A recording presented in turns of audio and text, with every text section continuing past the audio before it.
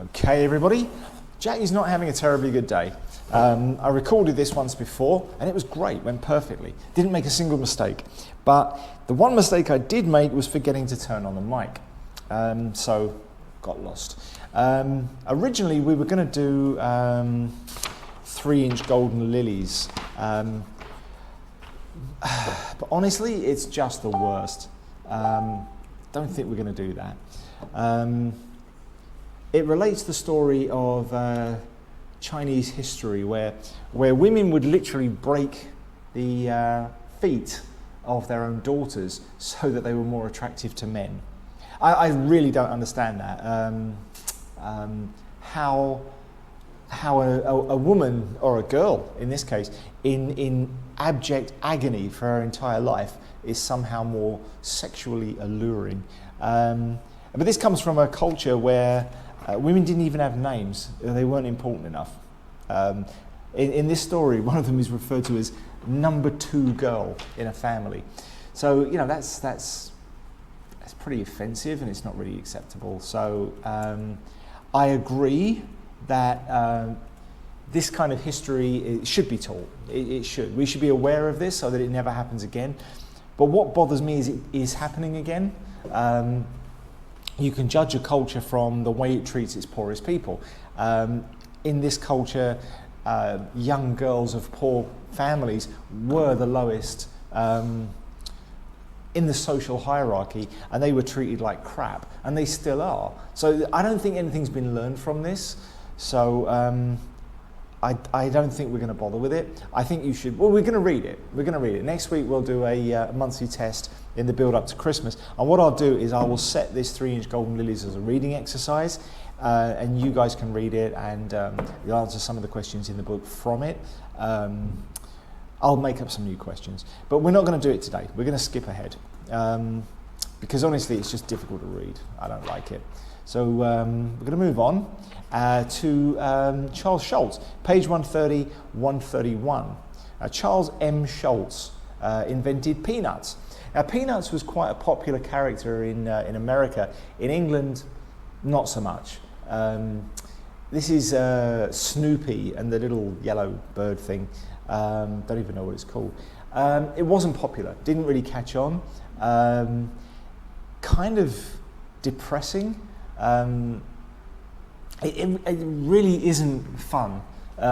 It was a comic strip originally, which we don't really have much anymore. So it appeared in newspapers with 3 or 4 boxes, and it would tell a very short story. And it eventually got bigger and bigger until it became a cartoon series, and it was widely used. I didn't like it. Growing up, I watched bits of it, and I just didn't like it. It wasn't funny to me, and I don't know, it was just depressing. It featured the character Peanuts, Charlie Brown, I think his name was, and he was a loser. And Charles M. Schulz himself was a loser. You know, he was quite proud of it. So he kind of set this around his own personal social failings. I guess that makes sense. I mean, his actual personal stories is quite interesting. Charles M. Schulz is a fairly interesting guy because he's a loser. I've got his Wikipedia page open. Charles Monroe Sparky Schulz. November 26, 1922, died February 12, 2000, was an American cartoonist and creator of the comic strip Peanuts, which features the characters Charlie Brown and Snoopy, among many others, each less interesting than the last.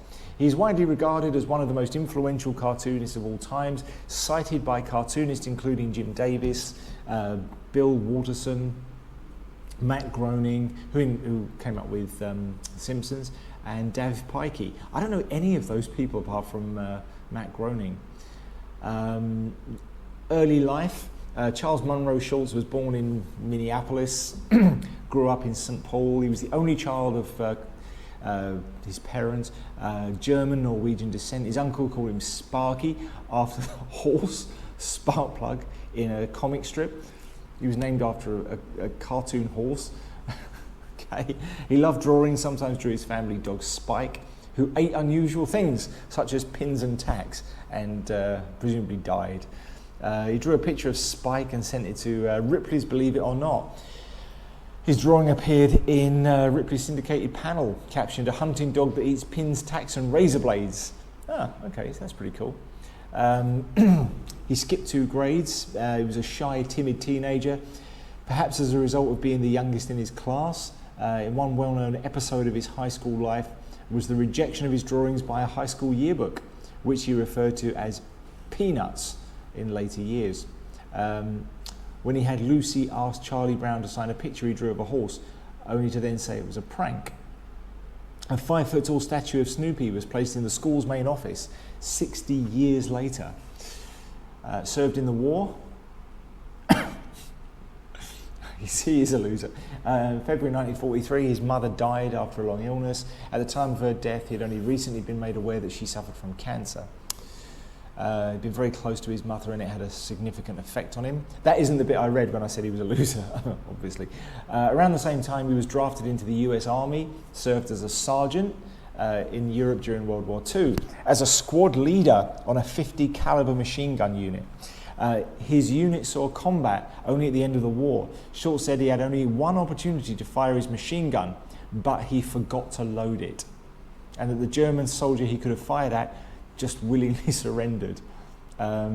He proudly spoke of his wartime service. He fired his gun once, but it was empty because he forgot to load it.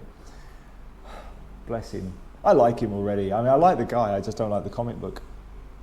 So he invented Peanuts. There was a kidnapping attempt. On Sunday, May the 8th, 1988, 2 gunmen in ski masks entered his home through an unlocked door, planning to kidnap Jean. But the attempt failed when Charles's daughter, Jill, drove up to the house, prompting the would-be kidnappers to flee. She called the police from a neighbour's house, and the sheriff arrived and said it was obviously an attempted kidnap ransom. Well, okay. No one was hurt in the incident. Pretty interesting. Okay. Died in his sleep of colon cancer. It's pretty peaceful at the age of 77. Fairly decent innings. The last original Peanuts was published the following day. He had predicted that his strip would outlive him because the strips were usually drawn weeks before the publication. He was buried in California. The comic strips are still going today. So I guess he was right about that. Well, not much more to say about him. So let's have a look at the extract and see what this has to say. Charles Schulz creates Peanuts. Page 130. One of the questions frequently asked of a cartoonist seems to be, where do you get your ideas? After 25 years of drawing the Peanuts comic strip, I feel that I have learned a good deal about creativity and how one prepares an idea. Still rather a mystery to me is where some of the little phrases come from and why it is possible to think of 10 ideas in one day and not be able to think of a single one the next. It's called motivation. Perhaps I'd be better off simply saying that I don't know how I think of all these ideas, which would be the same kind of answer I frequently give people who say, I just want to let you know how much I admire your philosophy. This is a statement that continually baffles me, for I sincerely do not know what they mean. Therefore, all I can do is say, thank you. I'm always tempted, however, to start some kind of discussion to find out just what it is they really admire. A toy piano that he had bought for our oldest daughter, Meredith, eventually became the piano that Schroeder used for his daily practicing. Seeing a portion of Beethoven's Ninth Symphony in print gave me the idea that for many episodes involving Schroeder's admiration for the great composer. I've always been asked many times, why Beethoven? The answer is simply that it is funnier that way. There are certain words and certain names that work better than others. I don't believe it would have been half as funny if Schroeder admired Brahms. There is also the practical consideration that to most of us, Beethoven, Rembrandt and Shakespeare are the 3 mountainous peaks in music, art and literature. I have read several biographies of Beethoven, being strangely fascinated by the lives of composers, much more so than by the lives of painters. and from these biographies have managed to come up with several different things that concerned Schroeder. Sometimes drawing that musical scores that Schroeder plays can be very tedious, but I love the patterns that the notes make on the page. I have always tried to be authentic in this manner. I believe that some readers enjoy trying to determine what it is that Schroeder is playing. Linus's blanket was inspired by the blankets that our first three children dragged around the house. The character of Joe Cool, as expressed through Snoopy, evolved out of something that my second son Craig mentioned when I overheard a conversation between him and some other teenagers at the ice skating rink. Direct ideas have been much more rare. Craig told me one day that a good way to clean one's fingernails was to use toothpaste. I used the idea almost the way he said it. Another time, our second daughter Amy provided me with an idea that I think came out as well as any I've ever drawn. The entire family was around the dinner table, and for some reason, Amy seemed particularly noisy that evening. After putting up with this for about 10 minutes, I turned to her and said, "Amy, couldn't you be quiet for just a little while?" She said nothing, but picked up a piece of bread and began to butter it with a knife, and asked, "Am I buttering too loud for you?" This was very easily translated into a Linus and Lucy Sunday page.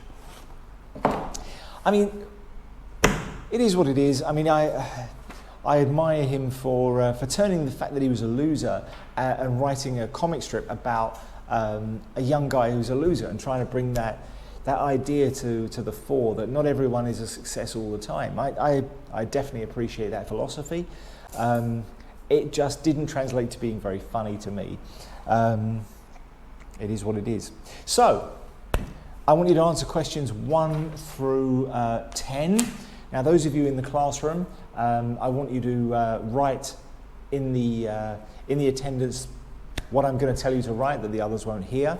But I want you to do that at the end of the class. Those at home, I want you to write these answers into the attendance sheet so that I know that you actually did the work. Otherwise, I'm going to give you a negative score.